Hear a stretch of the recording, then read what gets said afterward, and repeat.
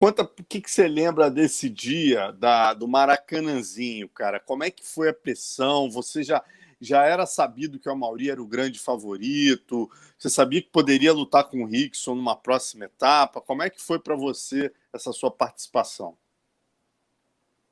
Cara, assim, eu posso dizer que a metade da capoeira me apoiou e uma outra metade me desapoiava, né? Inclusive, grande parte dos meus alunos, que eu tinha o meu grupo era muito grande, então eu tinha filiais na Baixada, na Zona Sul e na Tijuca. Eu tinha uma galera na Tijuca, e quase todos da Tijuca eram praticantes de jiu-jitsu também, né? Inclusive, eu fui uma vez até dar um treino no Saulo, que tinha um do. Era Pontapé, era um praticante de jiu-jitsu, e me levou até no Saulo para dar um treino, mas depois que eu ganhei, né? Depois que eu ganhei. Então, o que aconteceu? Para aquela segunda fase, né? Então, o que aconteceu? Meus alunos que conheciam o Bitete, né? Eles tentavam de toda forma me desanimar para eu não lutar, entendeu? Só que eu já estava no circuito, já a televisão já tava aquelas vinhetazinhas já passando na televisão, e eu meio até que um pouco desesperado, falei, o que eu faço agora? O que eu faço? É claro que com o Bitete, eu jamais eu ia querer parar no chão, eu ia lutar igual uma pipoca, porque se eu parasse no chão, a, a história seria outra, né? A história seria outra. Então, eu assim, aquelas outras duas desenrolar da luta, eu estava lutando com o cara do Karatê, então eu acho que o cara do Karatê não deve saber tanto chão. E o Depedo eu já tinha lutado com ele, entendeu? Então, eu sabia que o Depedo era uma casca grossa e resistente pra caramba.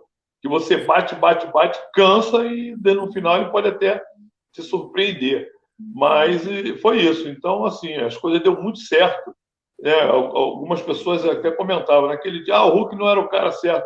Realmente, talvez não era o cara certo mesmo para ganhar. Quer dizer, só Deus sabe, né?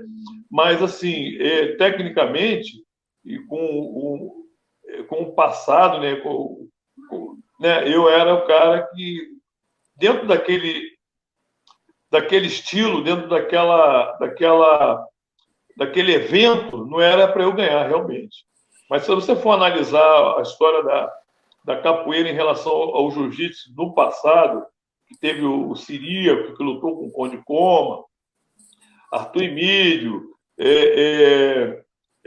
Valdemar Santana, que veio da capoeira também, você vai vendo, teve até um Boa Gente, mestre Boa Gente, que já lutou também, que é um baiano, um amigo meu, a gente fala muito, e mais um montão de capoeiristas no passado foram os que mais deram trabalho. Não vou dizer que todos os capoeiristas ganharam do jiu-jitsu, mas foram os que mais deu trabalho para o jiu-jitsu ao longo do tempo, né? Você tem histórias aí que tá registrada, né? Sem Então foi dúvida, isso. sem dúvida.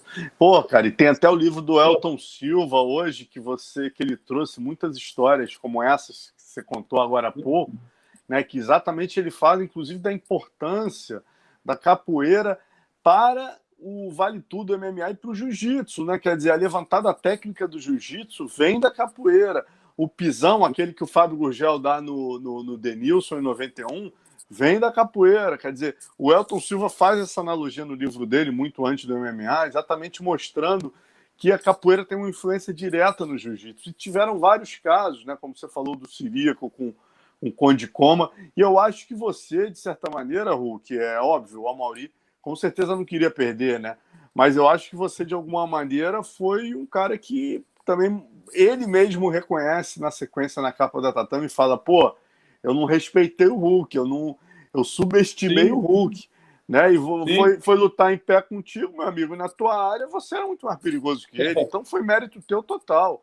Demérito dele não sim, tentar lutar o jiu-jitsu dele, mérito teu total de conseguir o sim, nocaute, né, cara? verdade, E verdade. aí eu queria que você contasse também um episódio curioso, né, que o próprio João Alberto me admitiu isso, que quando ocorre, né, quando você dá o primeiro golpe no Amaury, ele cai, aí você dá uma sequência de 12, e óbvio, né, cara, não tem como discutir isso, o clima todo, o evento era feito pelo João Alberto, né, a faixa preta do Hélio Gracie. O clima todo no mundo do jiu-jitsu só se falava em Rickson e Amaury. Não existia possibilidade para os organizadores que o Amaury não fosse campeão. Então, óbvio que houve uma decepção muito grande ali do árbitro João Alberto Barreto, no caso, né, e claramente ele ficou ali sem saber muito o que fazer, né, e quem é que ajudou o mestre a tomar a decisão, Hulk? Como é essa história pra gente? Ó, eu tava, quer dizer, as pessoas falam que o professor João Alberto Barreto, uma vez respondendo pergunta de algum jornalista, né, e numa entrevista ele falou que isso não é verdade, mas pode ser que eu tenha interpretado mal, mas todo mundo falou a mesma coisa. E quando ele ficou assim, sem saber o que fazer, depois mesmo dele ter parado a luta, ele, o Hélio Gracie, o senhor Hélio Gracie, né, com todo respeito, né, ele chegou, ele veio à frente, né, porque ele estava lá bem na frente, ele chegou mais à frente e falou assim, tipo, ô Alberto, o Moreno já ganhou. Eu tive com o senhor Hélio Gracie, né? Eu tive com ele num hotel quando nós fomos lá pegar o cheque do prêmio, né? E ele assinou uma. Eu tinha uma revistinha no meu grupo tinha uma revistinha, saía todo mês. Aí eu levei, dei uma para ele e pedi para ele assinar. Eu tenho ela até hoje assinada, com a assinatura do senhor Hélio Gracie. Ele um pouco sobre o dia da luta, né? Ele falou assim, ó, ele falou para mim e tinha o mestre Gilberto estava presente. Esse não é o jiu-jitsu que eu desenvolvi, tá? Você está de parabéns, mas esse não é o jiu-jitsu que eu desenvolvi.